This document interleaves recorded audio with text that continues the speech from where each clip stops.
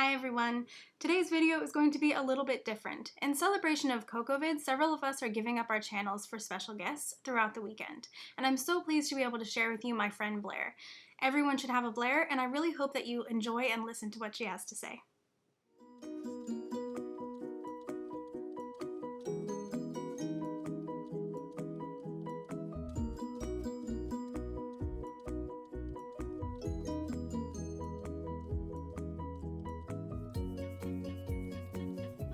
Welcome to Mindfulness for Makers. My name is Blair Farrar. I am an LPC in the state of Virginia, and the lovely Willoughby and Rose has agreed to host my video on her channel for Takeover for the weekend. I'm so excited you're here. I really hope that you are going to take something away from this talk today. When it comes to mindfulness, this is something that I'm very passionate about that is so useful, it's so helpful in so many different ways. In my opinion, everyone can benefit from more mindfulness in their life. You can find me on Instagram at Craft of Coping. It's a new account. I am starting out a new venture where I am going to be coming to you more often with more information on different mental health topics, specifically geared towards the community of makers. As makers, we have some unique gifts and unique talents and some unique challenges. One of the things that I've seen in the making community and in myself as a maker is a high tendency towards stress and anxiety. This comes out in so many different ways. This comes out in feeling overwhelmed and not knowing where to start, in comparing yourself to others, in feeling like you just don't know enough about your craft, in having perfectionism get in the way of you being able to do something, and getting caught up in deadlines and all of that mess that goes on when we get stuck inside our head, and it gets in the way of us being able to actually use our craft for the thing that we started out using it for, which is enjoyment.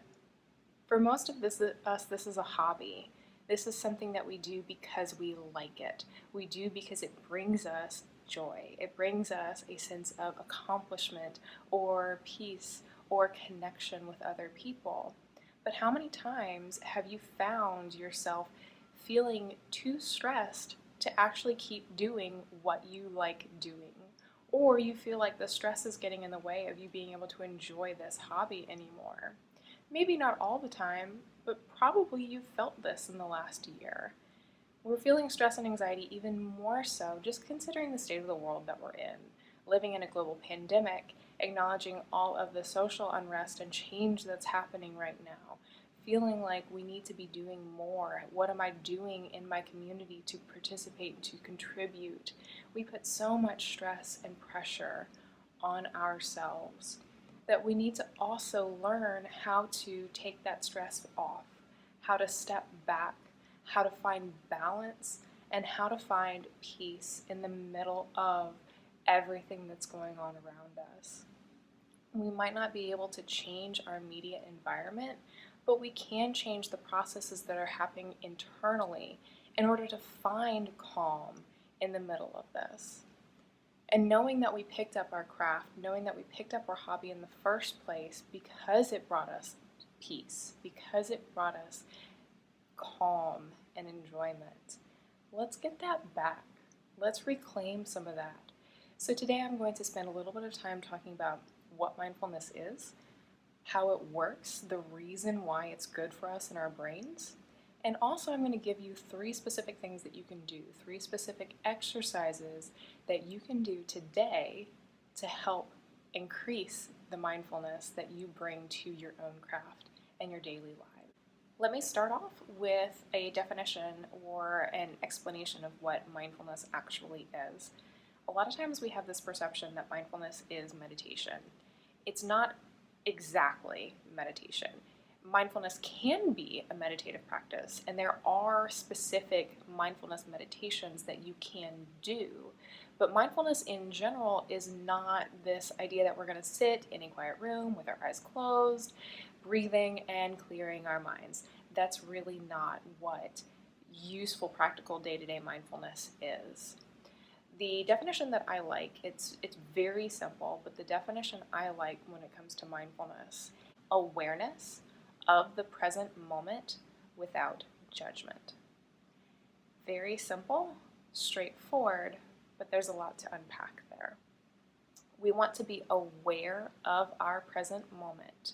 We want to take in the information that's available to us in the here and now, not pushing anything away, not avoiding anything, not pretending anything isn't there. We are aware of everything that's going on, what's pleasant, what's unpleasant, what we like, what we don't like, but then also not judging. I'm not putting labels on my experience in the moment.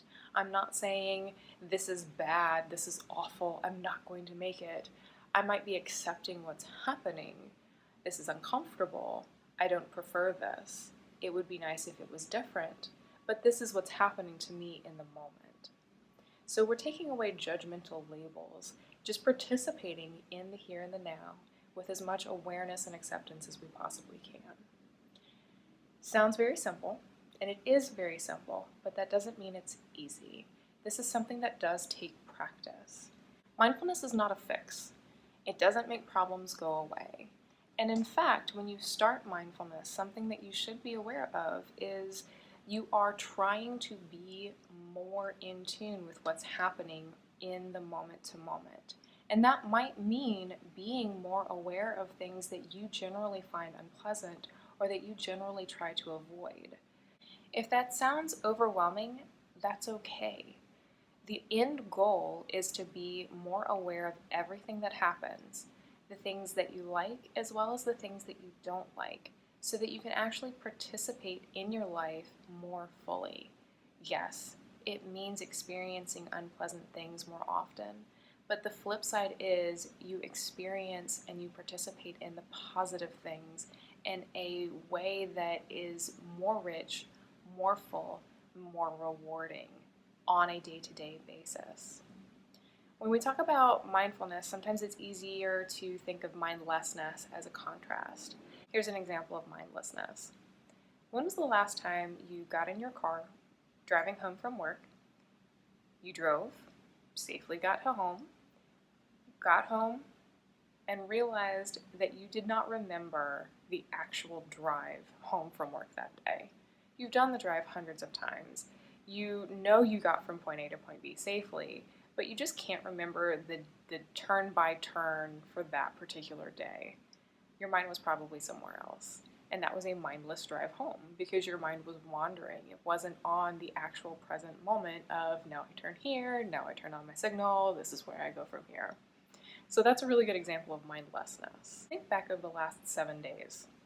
Over the last 7 days, can you tell me the high point of your week? Can you tell me the low point of your week? On those weeks where you struggle to identify, like, what was my best moment this week? Or what was my most difficult moment this week? Those weeks are ones where you probably were pretty mindless throughout the week. Nothing stood out to you.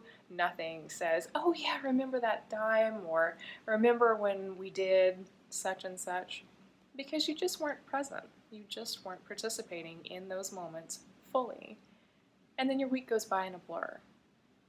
Sometimes that's useful. Sometimes we go through times where it's okay to just kind of coast through. We have hard weeks. However, do we want to live our whole life that way? I don't. I would like to remember the good things that happen in my life. And if that means putting up with some of the more unpleasant things, that's something that I'm willing to trade for. Knowing that we want to be more mindful, the next question is how? How do we be more mindful on a day-to-day basis? There are 3 major components of being mindful: observing, describing, and participating. These are things that we can do in any activity, at any time of our day. We can observe, we can describe, we can participate. Observing is taking in the information around us, taking in information that we can gather through our senses. What we see, what we hear, what we smell, what we taste, what we touch. Those are things that are real, that are here and now, that are tangible. Describing is putting words to those sensations. Are you cold? Are you hot? Is the chair you're sitting on soft? What does the material you're working with feel like? Do you have a candle that you lit in your room? Do you have a mug of tea next to you? These are things that you can describe to yourself. Participating means throwing yourself into an activity fully. That means if I'm going to wash the dishes or cook dinner or pick up my knitting, that's what I'm doing in the moment. I'm not going to knit while I'm also meal prepping for the rest of my week. I'm not going to sit down at my sewing machine and also try to put together my financial plans for the rest of the week. Those might sound like silly examples, but the reality is our minds wander. How many times have you picked up a project and you're really excited about the project, but you realize half an hour later your mind is just completely somewhere else? That's not being mindful. So how do we train ourselves to stay mindful? We observe, we describe, and we participate. We do this deliberately and we do this on purpose. If you imagine your mind is kind of like a boat that is floating on a lake. When our little mind boat drifts too far in one direction, we might find ourselves thinking about the future. This is when we start thinking about deadlines, when we start thinking about what we have to do next, when we start thinking about all the things that are looming or upcoming, and generally this is where anxiety lives.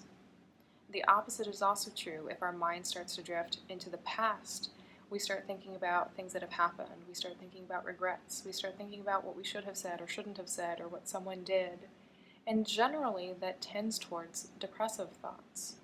Neither of these places are places that we want to be. Mindfulness serves as an anchor for our boat that keeps us in the present moment. These are things that are happening in the here and now. These are things that we can observe, we can describe, and we can participate in that keep us in the present moment. Just to be clear, there are times when we do need to think about the future. There are times when we do need to think about the past. I need to think about the future when it is time for me to set a budget. Or I do need to think about the past when I need to sit down and think through a pattern or make decisions about a relationship. Those are important things that I need to do. But I don't want my mind to wander one way or the other without me making the choice to go to the future or to go to the past. The reason for that is most of us tend to negative. If we're wandering around just kind of aimlessly in our little boat, thinking about the past, thinking about the future, the things that we think about are generally going to be negative things.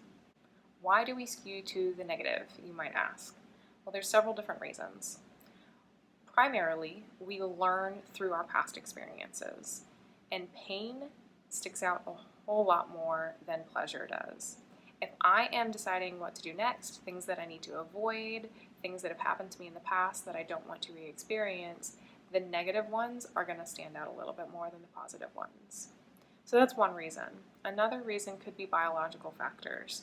This is anything from actual mental health disorders to chronic pain. Some of us just struggle with biological factors that are going to influence our minds in a more negative direction. A third thing that skews us to the negative is evolution. Dr. Siegel gives this fantastic illustration of why we are actually built this way, why modern humans tend to anxiety. Think about our ancestors, hunters, gatherers, wandering around the African savanna. Think about, you see a big beige lump under a tree. What is the beige lump? You've got a couple of choices. Could be a rock, could be a lion. You've got two major mistakes here, okay? You could assume it's a rock and it's actually a lion, or you could assume it's a lion and it's actually a rock. Of these two mistakes, which one is going to ensure that your genes continue on in the gene pool? That's right. So when we talk about the way we're wired, Human beings are wired to anxiety. We're wired to this survival tactic that says that could be a rock, but I'm going to assume it's a lion, therefore I'm going to act like it's a lion. That way, everything in our environment becomes something scary because it means we survive and we pass on our genes. That doesn't necessarily work for modern human beings in our current world, and that's why we see so much problem with anxiety in our modern world today, because the things that worked for us as hunter-gatherers just don't work for us anymore in a modern setting. Some of the really exciting stuff that's been happening recently with neurological research backs up the idea that mindfulness can help with these conditions. Mindfulness can help with anxiety, it can help with depression, it can even help with chronic pain. It's been shown in several studies, neurological studies, that mindfulness actually activates parts of the brain that help us cope with negative experiences.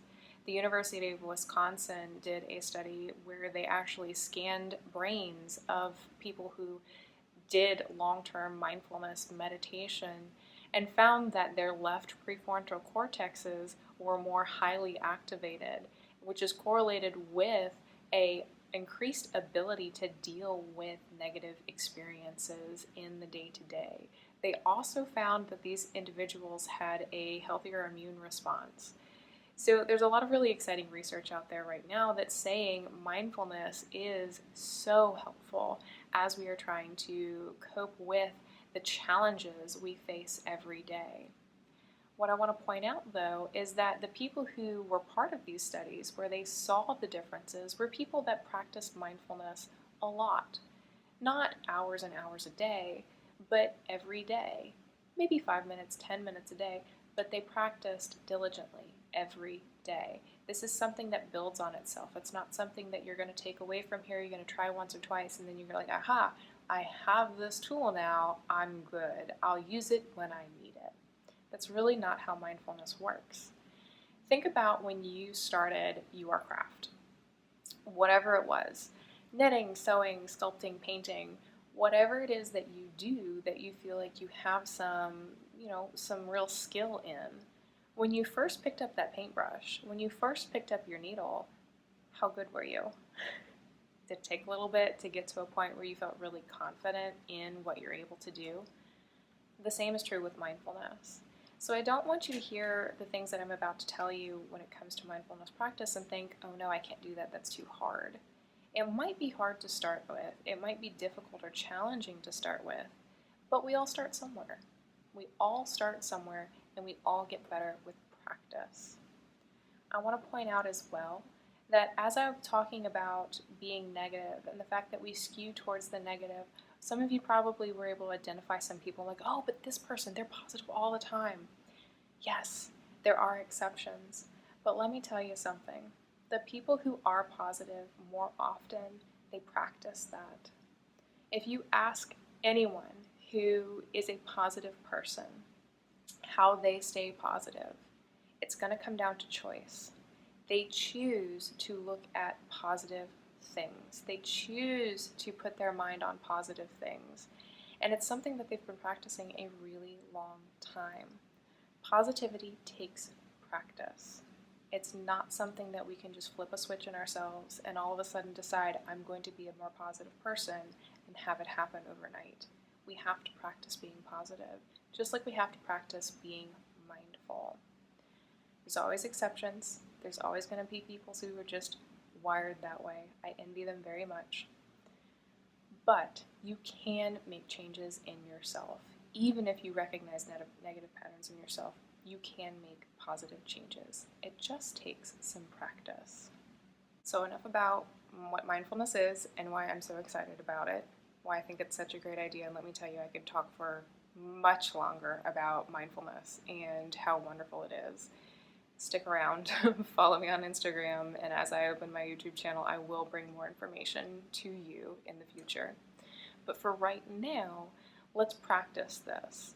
So mindfulness, remember, is awareness of the present moment without judgment. A way to start this awareness is through some really simple exercises that you can do right now. And we're going to practice a couple right now. The first one, most basic, is just awareness of the breath. There's several different ways you can do this. I think every practitioner has a unique way they go about doing mindfulness of the breath exercises. I like very simple. What I want you to do is do some breathing with me. Before we start, I just want you to think about how relaxed you are feeling right now. Now remember, we're practicing positive, okay? So we're going to focus on the positive here.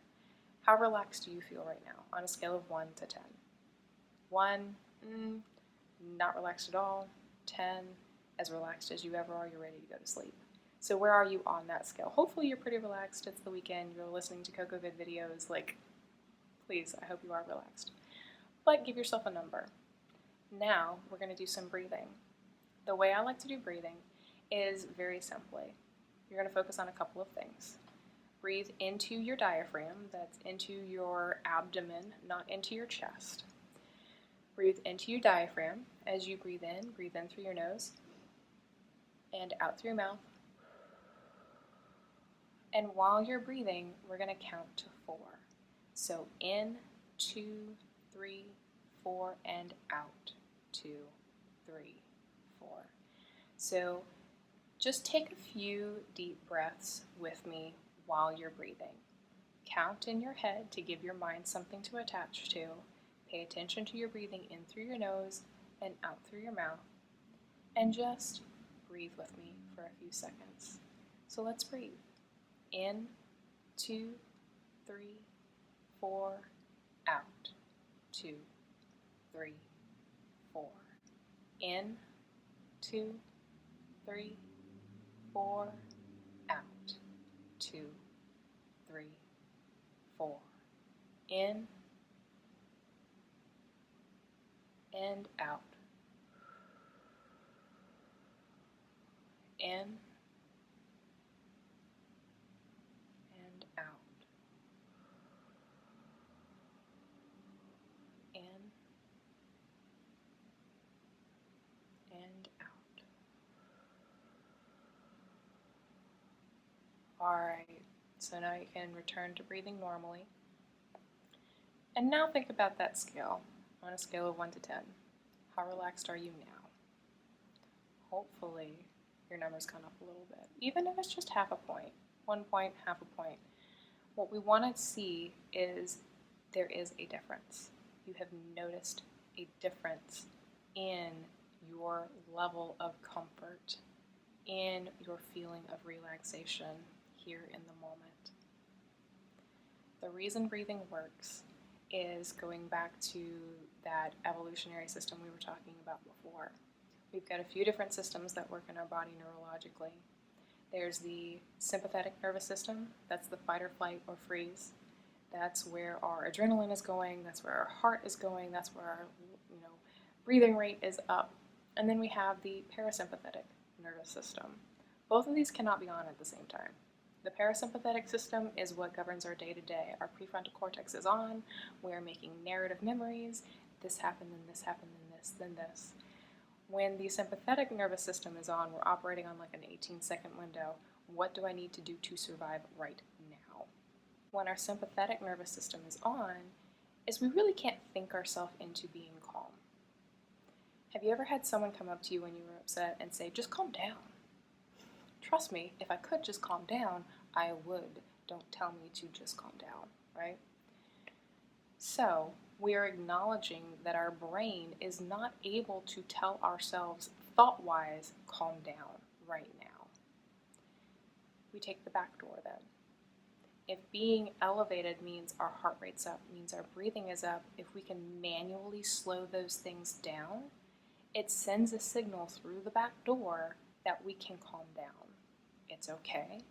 I'm not in danger right now.